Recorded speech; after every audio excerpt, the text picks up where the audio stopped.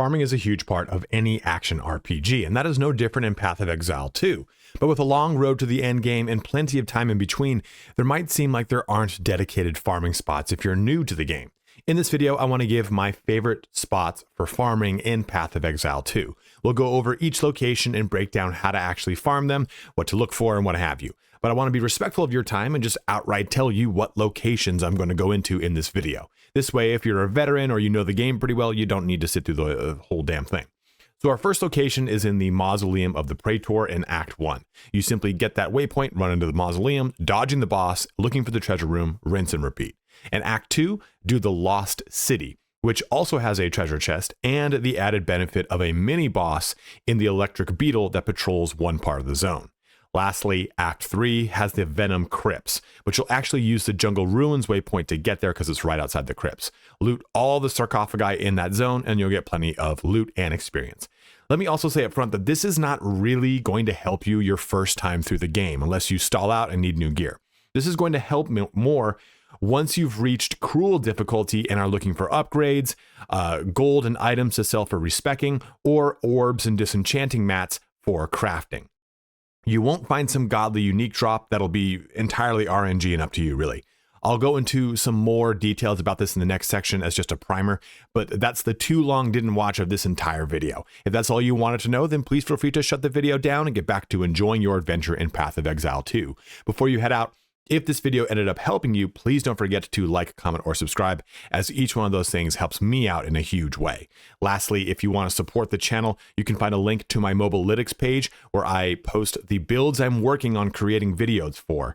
I'm a partner with Mobalytics, so all that traffic helps me a ton. Also, don't forget to check out my Twitch where I stream this game and plenty others linked in the pinned comment. Well, let's get started on the best farming spots in Path of Exile 2. So jumping into the game here, let's talk a little bit about these farming spots ahead of time, just so you have a good idea before jumping into them. And you can navigate to any part of this video that interests you the most using the chapters below. So if you don't want to hear this, just go ahead and jump forward. But when it comes to farming in this game, as far as the campaign goes, I don't have any information on the end game. So if you are someone who's 65 plus in the end game, needed farming information, I'm sorry, I cannot properly provide it yet. But take a look at the map. Take a look at this photograph. Every time I do, it makes me laugh. But you'll see these little chests. These chests are pretty much good farming locations. What I'm focusing on this video are locations that have waypoints close to these farming locations. So example here, Cemetery of the Eternals, Mausoleum of the Praetor. Well, the Mausoleum of the Praetor is connected to this ancient ruin.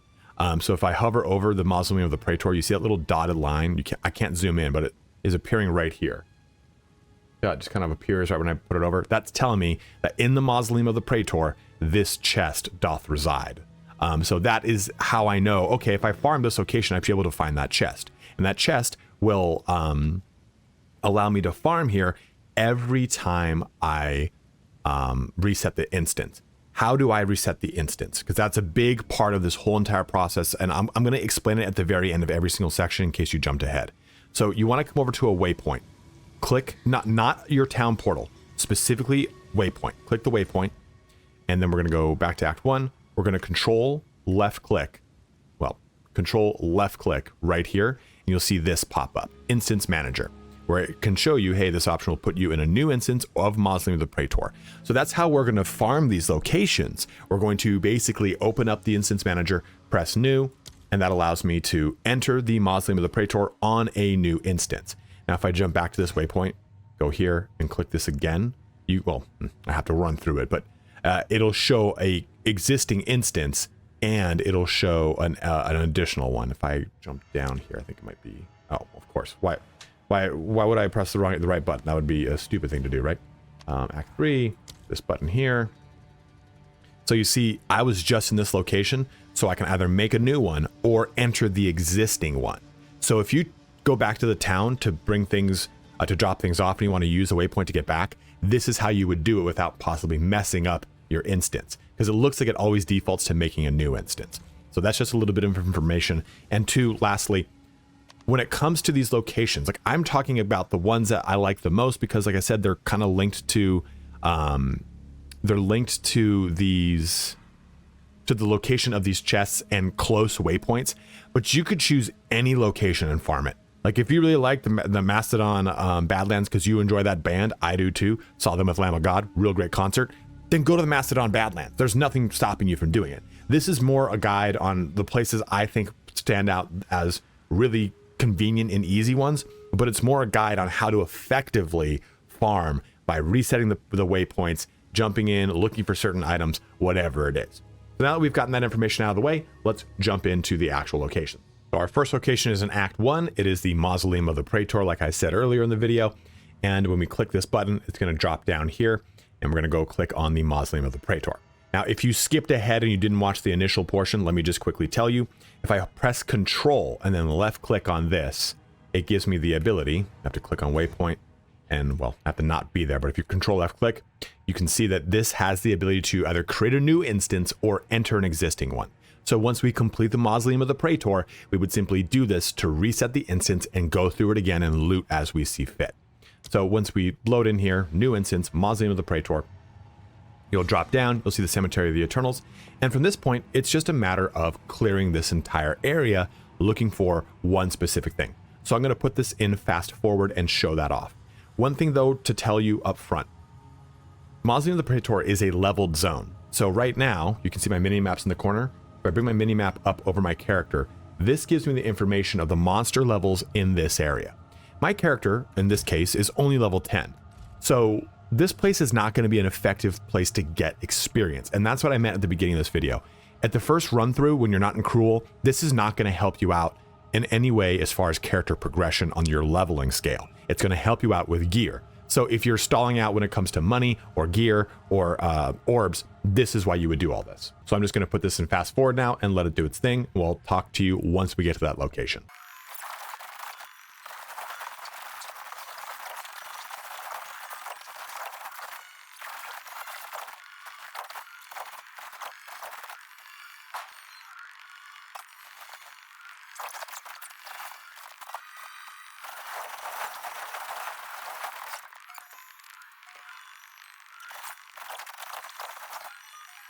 So I got super unlucky here, and it took me the whole entire map pretty much to find this, but that's okay. I've got plenty of loot in the meantime.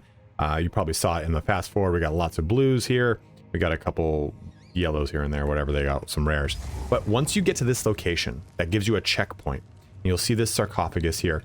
Sometimes you can see it on the map all the way at the starting location. But you look for this little panel, you'll pop it open, you'll open it up, you go down the stairs, and then you've got this. Now this is Act 1 on a level 9 character, so this isn't going to be anything amazing. But you know, here's an orb, here's a blue, here's tons of gold. That is really not that huge at this level, but 2 good chests, 2 blues. Now on a Cruel difficulty, this is going to obviously be substantially better.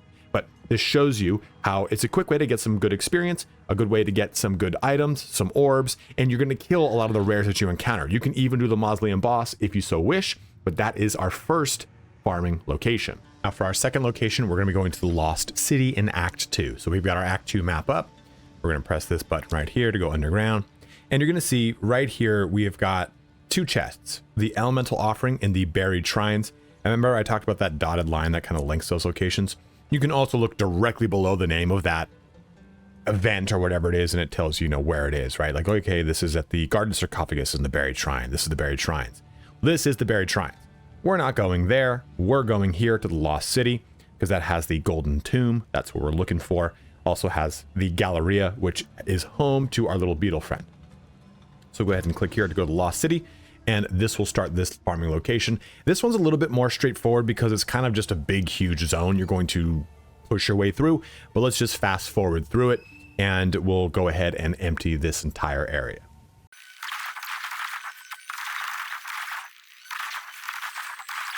So as you go through the zone, though, you'll come across this guy right here, this beetle that will go up and down, the 9th treasure of Keth.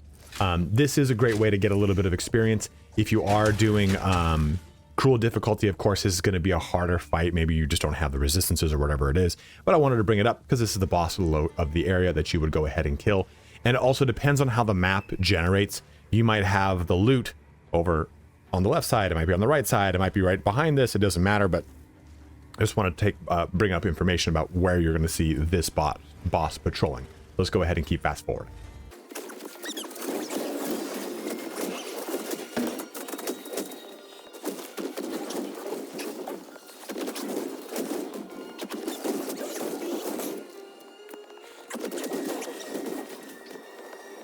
Now, another thing here too is if you reach this location with the checkpoint and then the chests here and everything, what you'll see is on the map, this will bring you down to the buried shrines. This is not where the treasure room is, but it's a great place that you can get some additional loot if you want to. So I wanted to point this out, but we're just going to keep kind of going through this.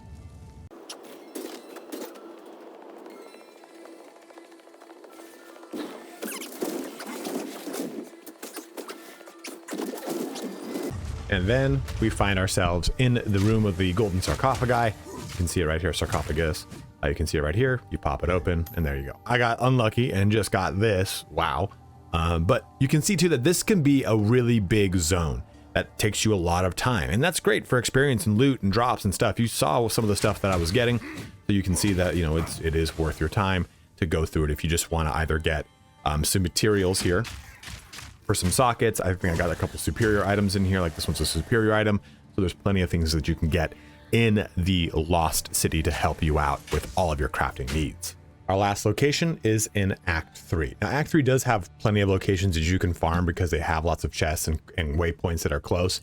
It's a pretty straightforward act, but what we're going to look at here is the Venom Crypts, but we cannot teleport directly to it. We're going to go to the Jungle Ruins. And as I've said before, I didn't show this off in Act 2, like I said I was going to, but what we're going to do is we want to go to the waypoint, click the waypoint, and when we're ready to either re-farm a location or farm a location, hold down Control, left click the waypoint, and make a new instance if we've already done it.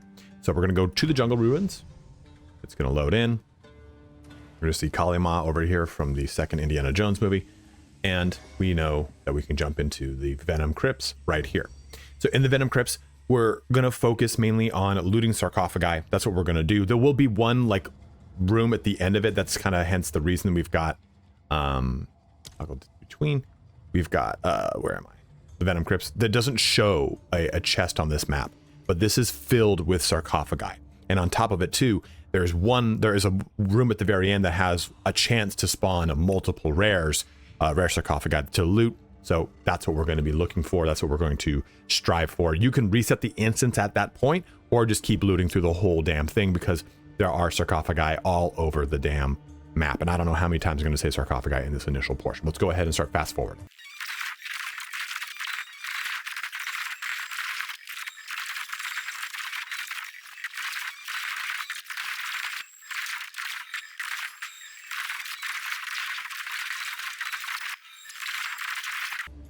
Now, you're going to think to yourself, oh, wow, cool, dude, just 2 chests.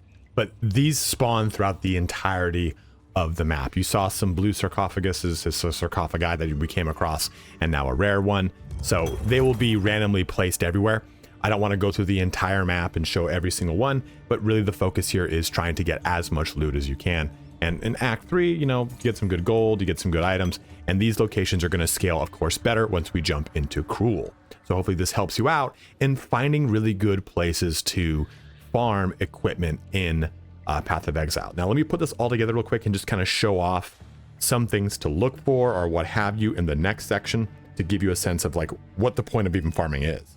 So here's some of the haul from what we've done across the last 2 locations. And just to put everything together, how this can kind of come into either more money for you, more materials, the ability to sell stuff on the trading website, whatever it is, let's take a look at some of these things. So, you know, we've got this weapon, which is a great thing to try to sell if I want to on the trade site. And I'll do a video on that. If you don't know how to use it, you go to pathofexile.com, pathofexile2.com and press trade, and you can trade from there using your selling tab. But in addition though, you know, I could break this thing down as it is a rare item. It will give me a regal orb, or I can go salvage it and get the 2 sockets here, whatever. There's a lot of things I can get out of this depending on what my character is, whatever the situation is. Some things you're just going to want to salvage. In this case, it says quality on it, so I'm going to salvage it for the superior material to help me get more of this. You'll get these little guys. Improves the quality of a martial weapon, or improves the quality of a wand, staff or scepter, or improves the quality of armor. All those are really good, and quality is a really great mechanic that will just kind of give you more stats on things. So this is a great thing to do with any superior gear that you find. Or you find anything with sockets on it, magic or otherwise. I think I have, yeah, no, that's magic too. But you'll just want to go ahead and salvage that to get you these artificer shards that you get towards artificer orbs that you can add a rune socket to a martial weapon or armor. So there's a lot of great things you get from doing this. And you might even say like, oh, okay, hey, I got this thing. Right now, the hot commodity is max life. Resistances and max life are the true defense of the game right now until things kind of get figured out, whatever it is. This thing has energy shield and max life and cold resistance.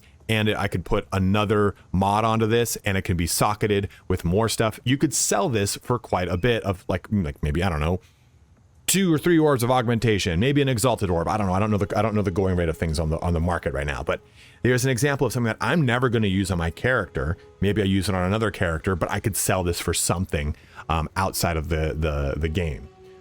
In addition to, you have amulets you can get. This jade amulet might look like complete garbaggio, but it's a white amulet that can be enchanted with an orb of alchemy. I can craft it up with any of the other orbs. And this is not helpful to my class. I'm not really focusing on dexterity, but it's helpful to other classes. If I take a look too, here's one I got the other day. This is +10 to spirit. That's great. That's the base implicit of this item. I'm going to add mods onto this that are going to make it that much better. This thing can be used on any of your characters or sold for whatever. Same thing here. You know, here's an implicit with intelligence, adds more intelligence. There are uses to things that you're going to get through this farming method that are not strictly useful to your character. So take a look at these and really try to pull a lot out of them. Max life and dexterity. This is great for anyone who wants to get a shield going with a strength and dex character. Even a white item, if it's something that you think might be pretty good, you know, the jade amulet here, you can hold on to it and sell it. Here's a good thing with max life. What you want to take a look at too on this is hold down Alt on the keyboard. Unfortunately, I don't know what button this is on console. I'm sorry, but I know that this is a near max roll on max life for this. It's not a super cool item, but I'm just saying that my point is on this one right here, it's a max roll dexterity. It's 2 points off a max roll of max life. So that tells me that the value of this is pretty high if it is going to play along with the way people are playing their specific character. Or this is a magic item that I can disenchant for stuff, or it's got quality so I can go salvage it. So this shows you how we bring all this together from all of our farming to get either crafting materials, gold for our character, stuff we can sell on the trade website, or just a number of other things that are going to benefit us in a number of ways. So hopefully this video helped you out in figuring out how to really farm the most effective way, what you get from farming like that, and some great locations. If you have some really cool locations you'd like to share, please let it be known in the comment section below. I'm not jumping through anything that's crazy or like trying to abuse the system, right? It's just, hey, these are the things that are within the game. Here's some locations that are easily accessible through waypoints. These aren't your ball runs of a Diablo 2, right? Or your Mephisto runs of a Diablo 2, but they're still great ways to get any kind of items, any kind of experience, or any kind of materials in either normal or cruel difficulty before transitioning to the end game. But as always, thank you so much for watching here today. Have a good one and take care.